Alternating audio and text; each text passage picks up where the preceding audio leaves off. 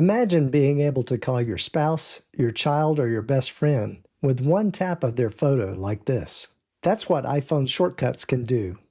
And they're much easier to use than most people think. If the Shortcuts app has ever looked intimidating or confusing, don't worry. Today I'll walk you through step by step the easiest way to start using them. This video is in response to a subscriber who asked, would you please make a video explaining a shortcut setup from start to finish? So no coding, no confusion. Let's dive in. Open the Shortcuts app and tap Gallery. Now think of the gallery like a store of ready-made shortcuts. In it, you'll find Apple has curated a number of pre-configured shortcuts in multiple categories.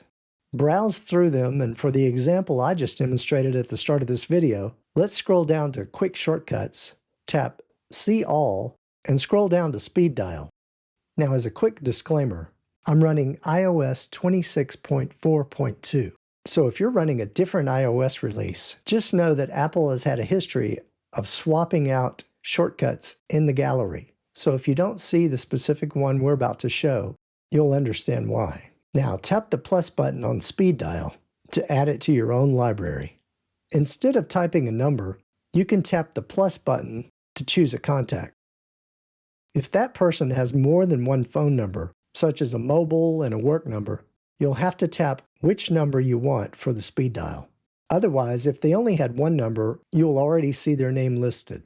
Now just tap Add Shortcut at the bottom. Tap the library icon at the bottom to find the shortcut you just set up. Under this library tab is where all of your shortcuts live. If you ever need another copy, you can go back to the gallery and add it again.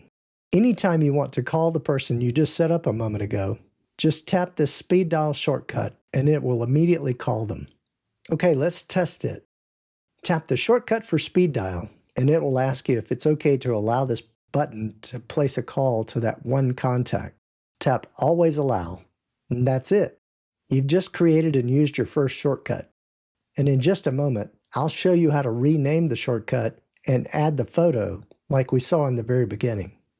You don't have to build anything to use this. It's already there, ready to do the work. By the way, if this tip is helping you, please click that subscribe button. It's free to do. Now let's personalize your shortcut just a bit.